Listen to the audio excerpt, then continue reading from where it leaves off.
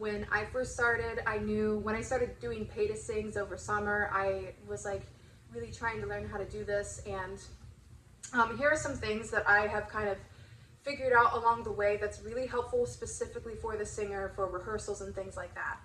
If you are a singer who is an introvert, this video is for you. So part of getting all the performances and gigs that you want to do is your ability to network with other people. And that can be very intimidating and hard to do when you are someone who is more introverted and don't really know how to do the whole networking thing. So I have 5 things that will help, and please know that I don't think I've mastered this either. This is a work in progress for myself, but if you're someone who kind of struggles with this, these things really help. So thing number 1 is to make sure on the first rehearsal, day 1, that you introduce yourself. The longer you wait, the harder it is. So even if you don't have a chance before the rehearsal to say anything to anybody, still at the break, immediately turn to whoever's next to you and say, "Hi, this is my name," and usually the other person will introduce themselves too. Do that to all the people you can around. Do it to as many people as you can. If you go up to get a drink of water, the person at the water fountain, introduce yourself. That will make connections so much easier. So do that. Number 2 is be excited and happy to be there. Now, of course, if this is something that you love doing, you're probably already excited and happy to be there. But if you are introverted, you may not be expressing that you're happy to be there. So it's going to be a little bit more work for you to express that. So here's how I do it. When I introduce myself to people, especially if it's someone who's like a director or a teacher, a coach, or a mentor of some sort, when I introduce myself, I say my name and I say, "I am so excited to meet you. I'm so happy to be here." I'll say something like that. Doing that right from the start makes you stand out a little bit, because I also teach myself. Even as a teacher, when I have students who come up who give immediate feedback, it helps me to gauge how I'm helping them. So for other people, when they come up to me and they don't really express themselves, it's harder for me to tell if I'm helping them.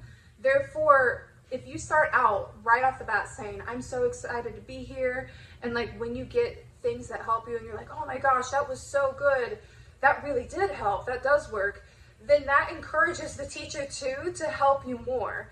So be expressive in that way so that they know that. Smile a lot. Don't be caught frowning or making a face that is, like your resting face. Sometimes if I'm thinking hard, I look like I'm mad, and people will be like, "Are you okay? Is everything all right?" And watch that. Just try to practice making your resting face to look more alert and happy and smile. Number 3 is to always be humble and to never just accept a compliment. So if someone says, like, let's say you just did a master class and you performed, and when you come back, the person who is next to you is like, "Oh, you did such a great job," and it's going on, say thank you. And if they have also performed, immediately say something nice about their performance. So be like, "Thank you, you did so amazing too. That high note was awesome." Saying something like that. Or if they haven't performed yet, ask them, "I can't wait to hear you. What are you going to perform?" Just ask them some questions. Don't just let the conversation sit on you, because then it will appear like you are just in this to talk about yourself only. And you want to make sure it's an equal exchange with other people. Number 4, if you're someone who struggles with like knowing what to say and like having awkward silences, have some things in mind to say before you say it. So because you're an introvert, you're probably thinking a lot. So like I just said, if someone, like when you're about to perform, or like if you're in a masterclass type setting where there's other people there, while other people are singing, already start thinking, what's a strength that they have? And this is good for your own learning anyway. What's a strength that they have? What are they doing really well? Because when you're doing that, when someone says something to you, you can immediately come back at them, give them a compliment, and be like, "Yeah, I thought you did that really well." Because that helps you to have topics to talk about as well before whatever the event is. Just like if it's based off of a certain opera or a musical, you could talk about things that you love about that. Or or you could talk about that composer, any like sort of aspect. Just, you know, be comfortable with your own self and things that you are interested in that rehearsal setting is probably what other people are interested in too. So just talk about the things that you love and have some statements already kind of ready in your head to say before you say them, so that you can kind of avoid those awkward silences, and then hopefully the conversation should just flow naturally. And number 5, the last thing, is to forgive yourself for the inevitable mistakes that you'll probably make. You might say something that is embarrassing. I've done that before, where I'm like thinking about it in the middle of the night, like, why did I say that? So when that type of thing happens, just tell yourself, I forgive myself, and this is what I'm going to do next time.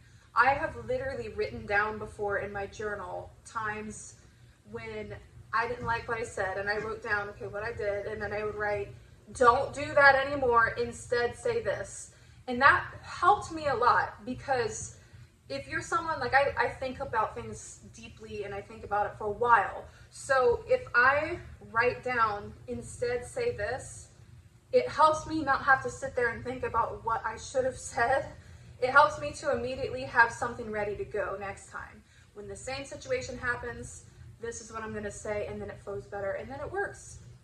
Don't worry too much about the embarrassment. A lot of people don't remember this stuff anyway. We just, you know, everyone, if you have like social anxiety, everyone kind of inflates things to be bigger than they are. So it's probably not as bad as you think it is anyway. So what about you? What are some things that you do to network as a singer? Let me know down in the comments below. Thank you.